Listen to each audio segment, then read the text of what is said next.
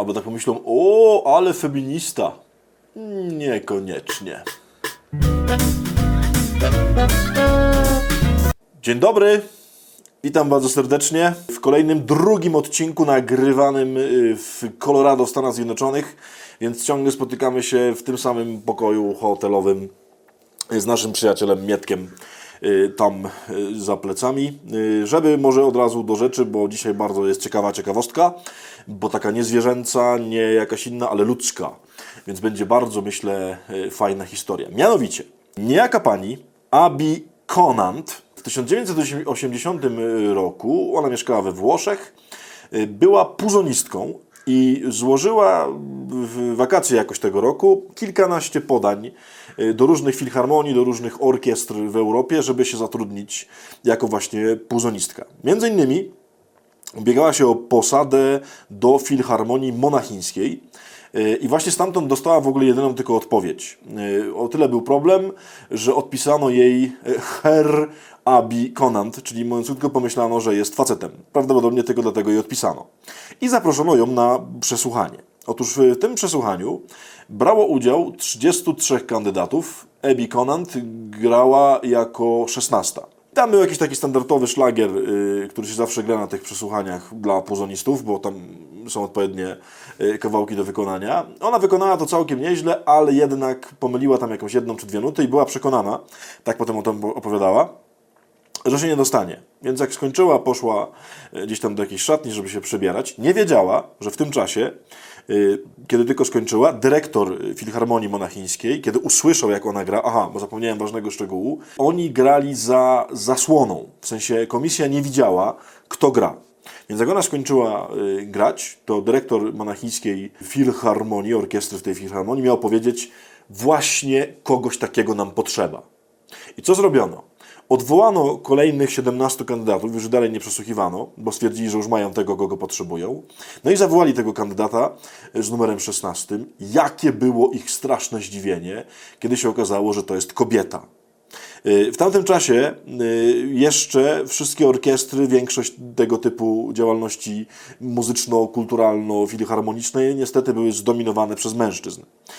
No nie było wyjścia, bo okazało się, że świetnie gra, no i wygrała ten konkurs, odwołano wszystkich innych kandydatów. Tam jeszcze zrobiono jakieś tam potem 2 tury, żeby ją tam jeszcze wypróbować, coś tam.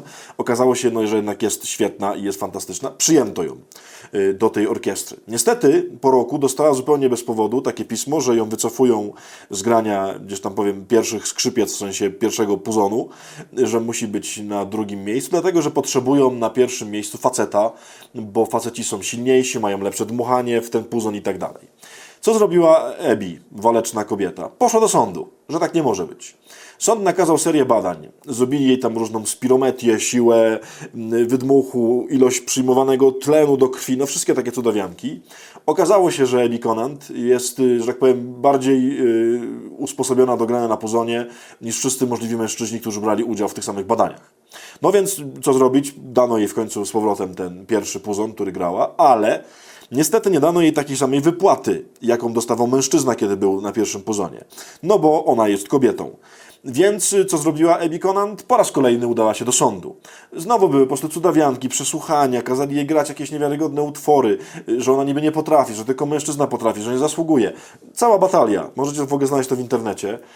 Koniec końców przyznano jej na szczęście rację i dano jej taką samą pensję, jaką na tym stanowisku otrzymuje mężczyzna. Dlaczego w ogóle mówię o tej historii? Od tej kobiety zaczęło się na świecie, że tak powiem, zupełnie nowe traktowanie kobiet w świecie muzyki.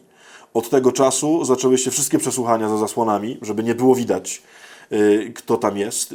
Nie było żadnej możliwości, żeby się jakoś nastawiać na to, kto przychodzi i tak dalej, i tak dalej. Ta kobieta tą swoją walką, właśnie tym, że tak powiem, parawanem, który ją wprowadził na salony muzyczne, rozpoczęła zupełnie nową epokę w muzyce, kiedy kobiety zyskały należne im miejsce również w muzyce. Dlaczego o tym mówię? Dlatego, że bardzo mi się podoba ta, że tak powiem, instytucja parawanu. Nie chodzi mi tutaj o żadne feministyczne mądrości, które tu będę teraz głosił. Nie, bo nie będę. Tylko chodzi mi o parawan, który bardzo koniecznie trzeba wykorzystywać w naszym patrzeniu na ludzi. Moi drodzy, o tym było już kilka odcinków, ale ja myślę, że to jest coś, co trzeba nieustannie pogłębiać. Ja tu chciałbym jeszcze jakby kolejną rzecz o tym opowiedzieć. My musimy koniecznie postawić sobie parawan na różne rzeczy, które nas wkurzają w ludziach, kiedy zwracamy uwagę nie na to, co najistotniejsze, albo chociażby nie na to, co dobre w nich. My kiedy kogoś spotykamy, to nawet jeżeli wiemy, że jest w nim jakieś piękno, jakieś dobro, ale on ma jakieś inne cechy, które nas wkurzają, które, nie wiem, na które jesteśmy źle nastawieni, do których jesteśmy uprzedzeni, to my patrzymy właśnie przez to. Trzeba się koniecznie nauczyć, że tak powiem, stawiać parawany. Mnie się w tej historii Abby Conant bardzo podoba jakby ten taki obraz, że chodziło o jej talent. Chodziło o to, co ona ma pięknego i dobrego w sobie, tylko to nie mogło wypłynąć, dlatego że świat, w którym funkcjonowała, był, no właśnie, nacechowany tysiącem różnych uprzedzeń, stereotypów, z góry założonych jakichś takich założeń, że tak powiem, to dobro nie mogło się wydobyć. Bardzo możliwe, że ktoś, kogo masz obok siebie, może ktoś, nie wiem, w jakimś tam kręgu twoich znajomych, przyjaciół, kto cię bardzo wkurza, kto po prostu nerwa masz na niego.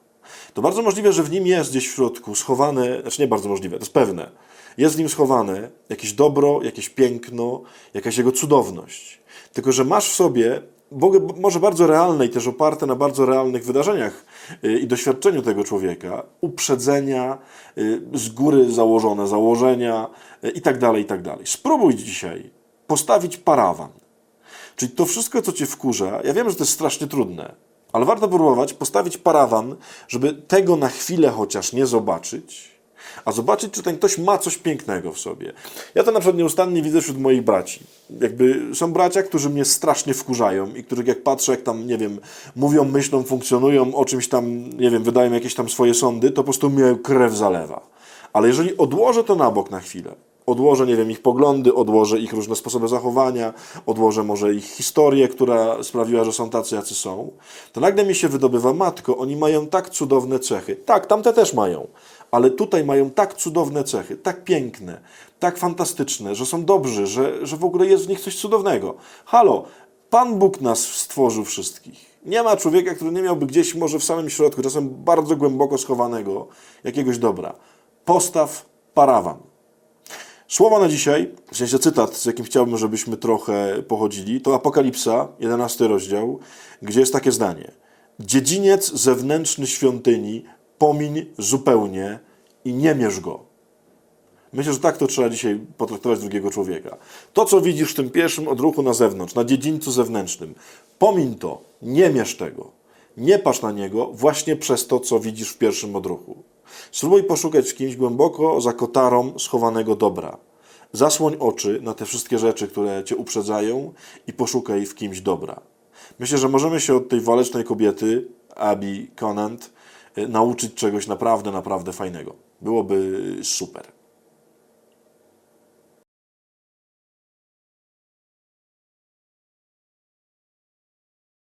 No właśnie. Ja to chciałbym umieć grać na jakimś instrumencie tak porządnie, a na żadnym nie umiem. Dlatego pewnie nigdy nie będę taką waleczną kobietą. Znaczy nie, no nigdy nie będę waleczną kobietą, ale nie będę takim walecznym człowiekiem jak Abby. Też na Poznanie, może jakby dmuchnął. Byłem w ogóle kiedyś na tej całej Byłem na spirometrii. Coś tam miałem z gardłem, jakieś takie, mi kazali tam badać, żeby tam mi coś zrobili. Nic to nie pomogło. Ale byłem. Ten dmucha się w takie urządzenia, w ogóle śmieszne to jest. No. A potem mi dali taki antybiotyk, że jak mnie walnęło, to chyba 48 godzin leżałem, jakbym w ogóle nie żył. No. I to wtedy się skończyło. Ta spirometria była na nic. No, ale polecam. Jak ktoś umie grać na puzonie, to w ogóle brawo. Fajnie. To tyle. Pa!